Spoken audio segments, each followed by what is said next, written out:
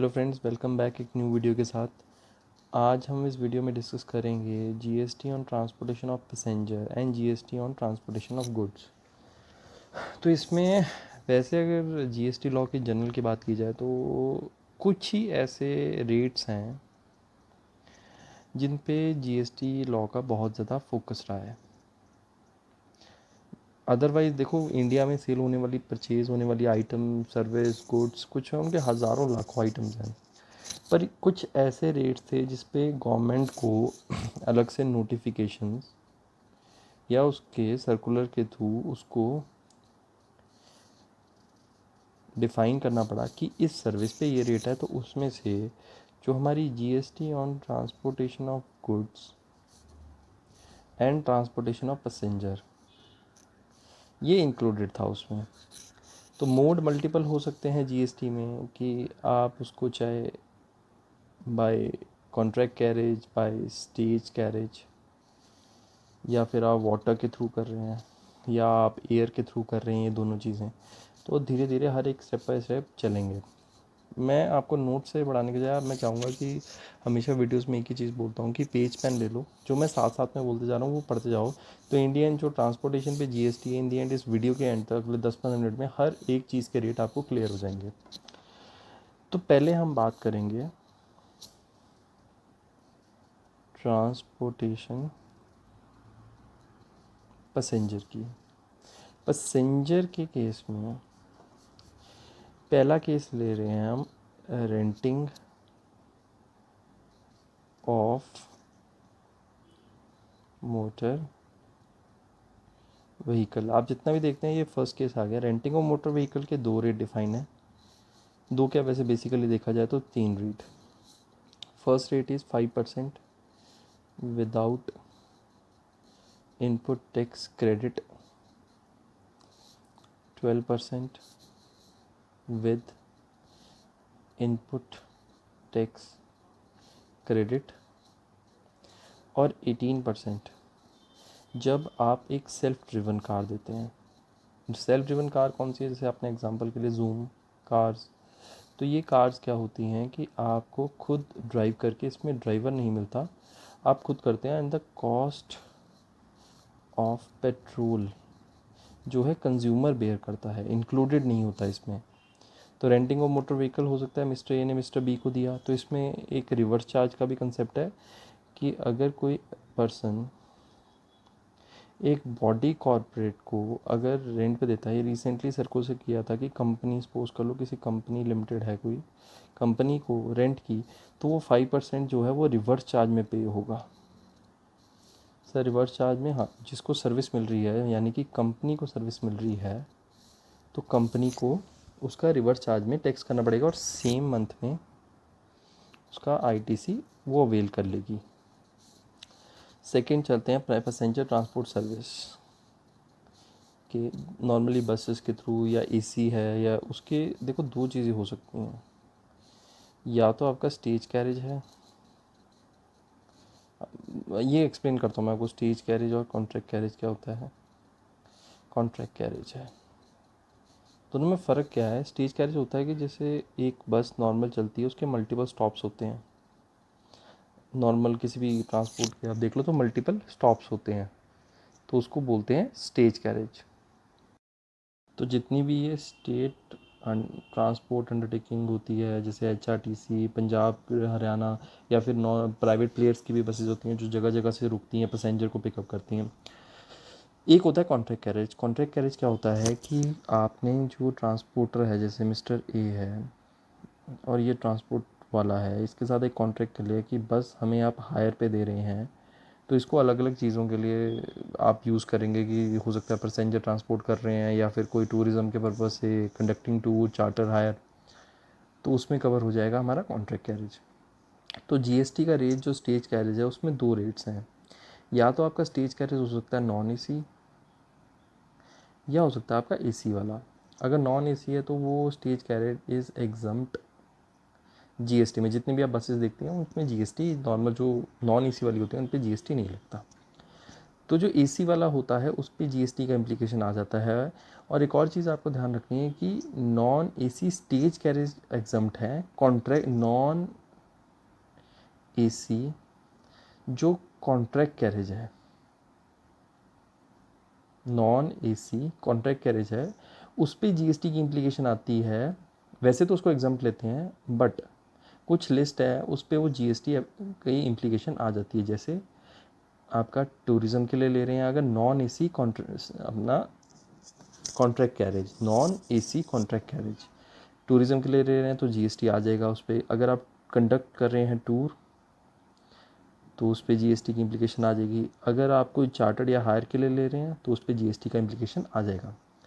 तो यहाँ पे आपको रखना है कि स्टेज कैरेज में खाली नॉन एसी एग्जाम्प्ट है, एसी वाले पे आ जाएगा। कॉन्ट्रैक्ट कैरेज में जीएसटी लगता ही है चाहे एसी या नॉन एसी है, बस उसमें नॉन एसी में एग्जम्पशन मिलती है, पर इन 4 अगर कैटेगरी में फॉल करोगे तो आपको जीएसटी की इम्प्लीकेशन करनी पड़ेगी।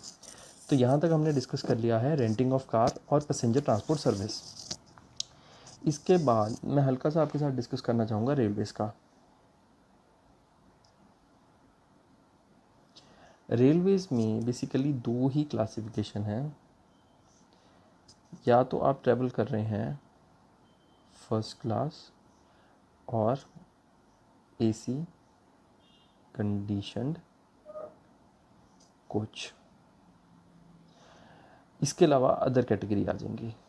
तो यहाँ पे सिर्फ इस पे जो फर्स्ट क्लास और एसी कंडीशन कोच है उसका रेट इज़ 5%। इसके अलावा कोई भी आप देख लो, जैसे मेट्रो, जैसे दिल्ली मेट्रो है, मोनो रेल है, ट्रैमवे है, या फिर रेलवे अदर देन कोई फर्स्ट क्लास है, जैसे आप स्लीपर क्लास देखते हो, या फिर लोकल मेट्रो ट्रैवल देखते हो, जैसे मुंबई ट्रेन है जो लोकल करती हैं, तो नॉन एसी हैं जो जो इसके अलावा अदर क्लास हैं फर्स्ट क्लास और एसी कंडीशन के अलावा, वो एग्जम्प्ट है जीएसटी में। ओके, तो रेलवे पे ट्रांसपोर्टेशन ऑफ पैसेंजर पे खाली फर्स्ट क्लास और एसी कंडीशन पे 5% रेट है। अदर देन इस पे मेट्रो रेलवे या railway other than first class AC exempt है जीएसटी में। इसके अलावा नेक्स्ट आएगा वाटरवेज से। वाटरवेज में जनरली रेट इज़ 18%। अगर आप लॉन्ग डिस्टेंस वाटर ट्रांसपोर्ट अगर सर्विस ले रहे हैं तो ये जनरली 18% के आता है। पर एक इनलैंड अगर वाटरवे के लिए एक एग्जम्पशन है, इनलैंड वाटरवे के थ्रू आप अगर ट्रांसपोर्टेशन कर रहे हैं तो दैट इज़ एग्जम्प्ट। इसके लिए अलग से नोटिफिकेशन भी हमारी है। नेक्स्ट चलेंगे एयर पैसेंजर के पर्पज से air transport service, normally airplane से, तो इसके लिए भी 2 रेट हैं, एक है 5%, अदर इज़ 12%। तो 5% के केस में क्या आएगा, जब आप 2 चीज़ें कर रहे हैं, एक तो हो गया आप इकोनॉमी क्लास से जा रहे हैं, सेकंड है आप एम्बार्क कर रहे हैं, एम्बार्किंग या टर्मिनेटिंग इन रीजनल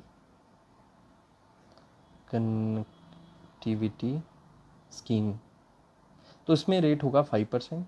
अदर देन इसके इकोनॉमी क्लास के लिए जो रेट है, जैसे बिज़नेस क्लास हो गया हमारा, या फिर अदर देन इकोनॉमी जो भी आते हैं, बिज़नेस क्लास या फिर अदर देन इकोनॉमी, उसका रेट इज़ 12%। तो यहाँ पे एक और चीज़, वैसे ऑफ टॉपिक बात करूँ तो जो ये वाला होता है, इसमें जो एयरलाइन सर्विस है उसको आईटीसी ऑफ सर्विस जो लेते हैं उसका मिल जाता है, आईटीसी ऑफ गुड्स नहीं मिलता, सर्विस का मिल जाता है, गुड्स नहीं मिलता।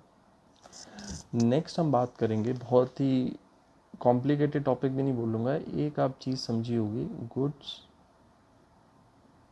Transport service. पहले एक और चीज़, एक ना छोटी सी लाइन उन्होंने वहाँ पे इंसर्ट की हुई है जो सीबीएसई ने निकाला था, कि वैसे ट्रांसपोर्टेशन बाय रोड अगर बात करें गुड्स का, दैट इज़ एग्जम्प्ट, ठीक है, एग्जम्प्ट है, बट एक्सेप्ट जीटीए और कुरियर एजेंसी। तो आपको अनलेस मतलब जीटी या कुरियर की सर्विस दे रहे हैं, वैसे बाय रोड इट हैज मतलब mayor transportation of goods by road exempt है, अनलेस वो जीटीए की सर्विस है या फिर जीटीए फॉर्म आती है गुड ट्रांसपोर्ट एजेंसी, तो नॉर्मली वो एग्जाम्प्ट है, बट इन दो के थ्रू हो रहा है तो वो टैक्सेबल हो जाता है। तो जीटीए की सर्विस में दो रेट है, एक होता है 5%, नेक्स्ट इज 12%। तो हम एक चीज़ डिस्कस करेंगे कि 5% रेट लगता है जब जीटीए ऑप्ट करती है विदाउट इनपुट टैक्स क्रेडिट, ये होता है विद इनपुट टैक्स क्रेडिट। तो विदाउट इनपुट टैक्स क्रेडिट मतलब किसी चीज़ का आईटीसी नहीं मिलेगा।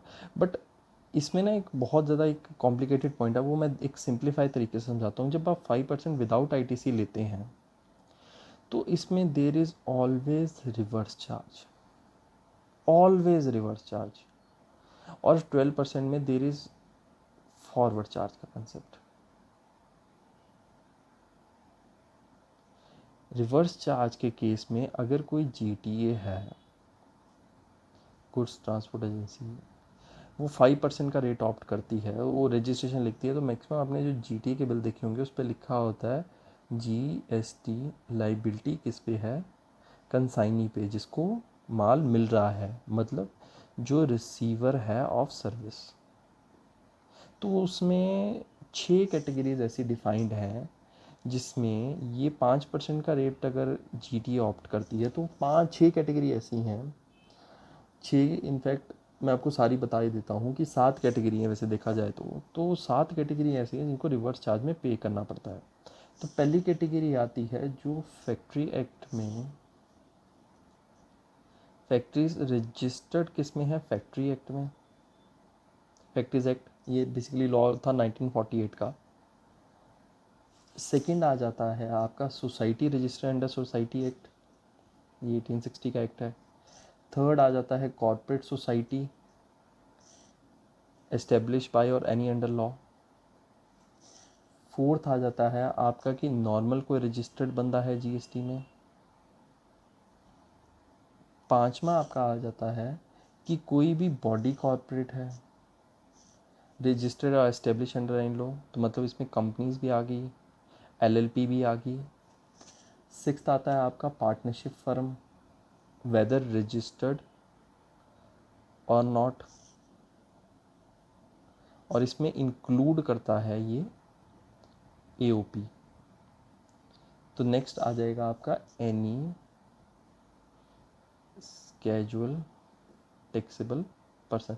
ये कैजुअल टैक्सेबल पर्सन नॉर्मली मैं एक ना सेक्शन 727 आता है, इस पर ना एक डिटेल वीडियो बना दूंगा, कैजुअल टैक्सेबल सीटीपी बोलते हैं, plus NRDPP non resident taxable person, इस पर एक अलग वीडियो मैं ज़रूर जल्दी बनाऊंगा। तो ये जनरली सीटीपी क्या होता है कि जनरली जो ओकेजनली काम करता है और किसी और स्टेट में जाके कहीं और जाके टेम्परेरी 90 डेज़ की रजिस्ट्रेशन लेता है, एडवांस में टैक्स पे करता है और उसके बाद रिटर्न फाइल करके उसका रिफंड देता है इनकेस अगर एक्सेस पे किया हो। तो इन ऊपर वाली कैटेगरीज को रिवर्स चार्ज में टैक्स पे करना पड़ेगा एट द रेट 5%।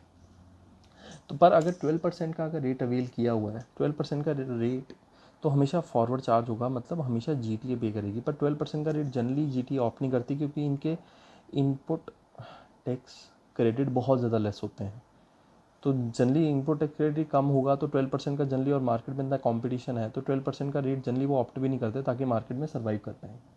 इसके अलावा इसके लिए कोई एग्जम्पशन है? हाँ जी बिल्कुल है। एग्जम्पशन ये है कि ये चीज़ आपको समझनी है कि नॉर्मली लोग जो रजिस्टर्ड होते हैं जीएसटी में, वो जीटीए की सर्विस जब अवेल करते हैं ट्रांसपोर्टेशन की, तो कभी भी रिवर्स चार्ज में टैक्स नहीं पे करते, विच इज़ रॉन्ग। 5% पे करना होता है उसको। उसमें दो लिमिट्स हैं, वो आपको ध्यान से समझनी है, एक 750 की, एक 1500 की। सो व्हाट 750 मीन्स, अगर एक जीटीए में मल्टीपल लोगों के सामान आ रहे हैं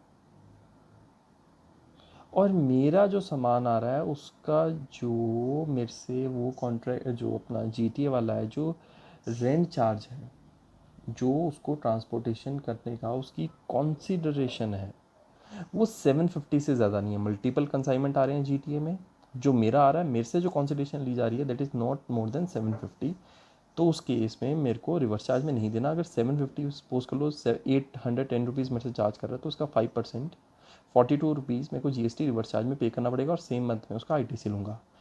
और 1500 की लिमिट लगती है। सपोज कर लो जीटीए जो स्टॉक लेके आ रहा है वो ओनली मेरा है, दिस इज़ ओनली माइन, मतलब अकेले एक आदमी का स्टॉक लेके आ रहा है। अगर कंसीडरेशन जो रेंट उसने चार्ज किया हुआ है आपसे कंसीडरेशन, अगर वो 1500 से ज़्यादा है तो ही आपको जीएसटी रिवर्स चार्ज में पे करना है। नॉर्मली जो जीटीए के बिल होते हैं आप देखते हो वो बिल का फॉर्मेट होता है, यहाँ पे जीएसटी लिखा होता है, यहाँ पे क्लियर लिखते हैं जीएसटी मैक्सिमम में लिखा होता है लाइबिलिटी इज़ ऑन कंसाइनी, और यहाँ पे वो जीएसटी लिखते हैं पर चार्ज नहीं करते, तो अलग अलग चार्जेस लगाते हैं जैसे फाइलिंग चार्जेस, लेबर चार्जेस। इसके अलावा कुछ और नोटिफिकेशन जो निकली हैं, जैसे आप अगर एग्रीकल्चर प्रोड्यूस लेके जा रहे हैं तो आपको जीएसटी की नहीं लेवी आएगी, या तो आप कुछ और जैसे मिल्क लेके जा रहे हैं, सॉल्ट लेके जा रहे हैं, फूड ग्रेन लेके जा रहे हैं, या फिर floor, purses, rice, organic material, newspaper लेके जा रहे हैं, रिलीफ मटेरियल लेके जा रहे हैं, डिफेंस मटेरियल लेके जा रहे हैं, तो इन सब पे जीएसटी की इम्प्लीकेशन नहीं होती। इसके अलावा कुछ मैं एग्जाम्पशन आपके साथ ज़रूर डिस्कस करूँगा कि ब्लॉक क्रेडिट होता है तो कैसे होता है। आप मैं ऑलरेडी एक बार जब मैंने ब्लॉक क्रेडिट सेक्शन 17(5) में बोला था कि अगर आप कोई भी पर्सन रेंटिंग ऑफ कार की सर्विस ले रहा है, renting of motor vehicle, car in fact छोटा शब्द है, मोटर व्हीकल वास्ट एक शब्द है, तो उसको उसके आईटीसी ब्लॉक थे अनलेस और अनटिल वो सेम लाइन ऑफ बिजनेस में है।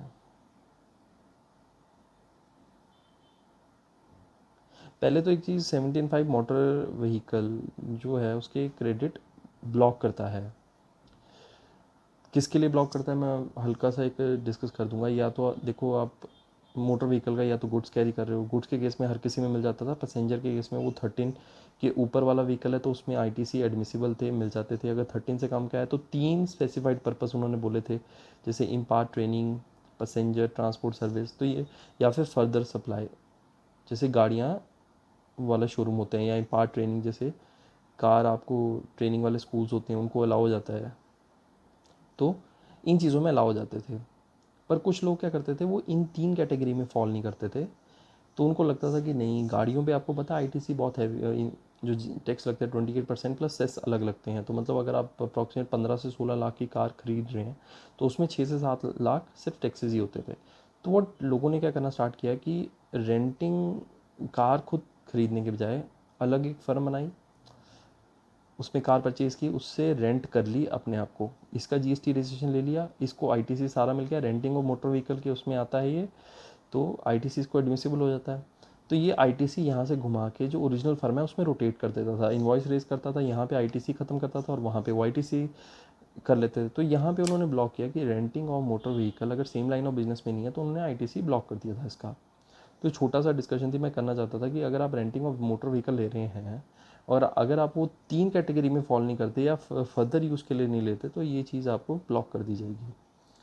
इसके अलावा ऑलमोस्ट क्योंकि हमने by road, by air, by water, metro, rail सब कुछ इसमें कवर कर दिया और रेट्स भी मैंने डिस्कस कर दिए हैं। तो आज के बाद आपको रेट्स ऑलमोस्ट डिफाइन होने चाहिए।